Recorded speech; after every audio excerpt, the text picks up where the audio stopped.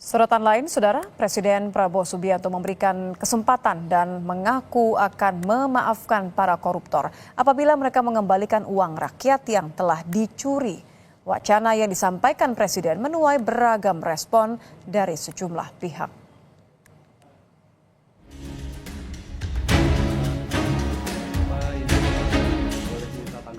Presiden Prabowo Subianto melempar pernyataan tentang peluang pengampunan bagi koruptor yang bersedia mengembalikan hasil korupsi.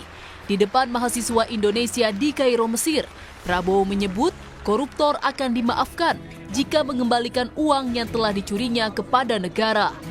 Hai para koruptor atau yang merasa pernah mencuri dari rakyat, kalau kau kembalikan yang kau curi, ya mungkin kita maafkan, tapi kembalikan dong.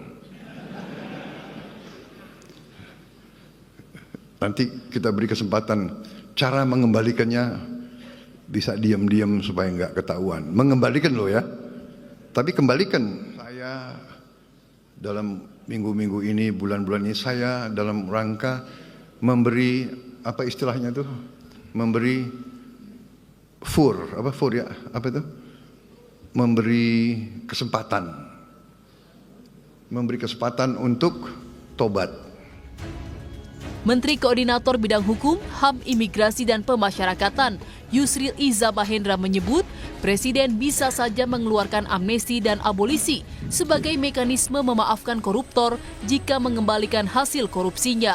Kata Yusril, meski Undang-Undang Pidana Korupsi menyatakan pengembalian aset tidak menghapuskan perbuatan pidana, namun Undang-Undang Dasar tahun 1945 memberi wewenang Presiden untuk memberi grasi, amnesti dan abolisi untuk tindak pidana apapun. Presiden bisa memberikan abolisi, bisa juga memberikan abolisi, jadi perkaranya tidak dituntut. Atau Presiden memberikan amnesti, sedang sidang ataupun diadili, ataupun juga tidak akan dituntut. Itu bisa terjadi. Jadi kalau itu dilakukan, maka ketentuan tentang bahwa meskipun mengembalikan kerugian negara tidak menghapuskan sifat pidananya, itu kalau diberikan abolisi amnesti, ya perkara itu selesai. Nah, lebih tinggi itu D45 sumbernya. Merespon wacana ini, mantan Menko Polhukam Mahfud MD menyaksikan transparansi dan akuntabilitas pertanggungjawabannya jika gagasan memaafkan koruptor dengan mengembalikan hasil korupsi direalisasikan. Itu berisiko ya, kalau misalnya memaafkan korupsi, lalu apalagi dengan diam-diam, lalu asas pemerintahnya yang dua saja menyangkut akuntabilitas. Pertanggungjawabannya gimana? Siapa yang melapor dan korupsi apa dan apa jumlahnya benar? Lalu asas transparansi juga bagaimana? Nah, belum lagi bertentangan dengan undang-undang misalnya.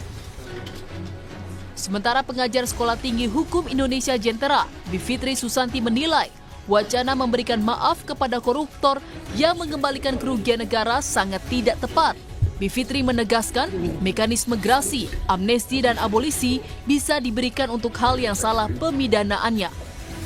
Kalau konteksnya pengampunan koruptor, yang harus disadari oleh kita semua, korupsi itu bukan karena alasan tekanan politik, apalagi kehilafan.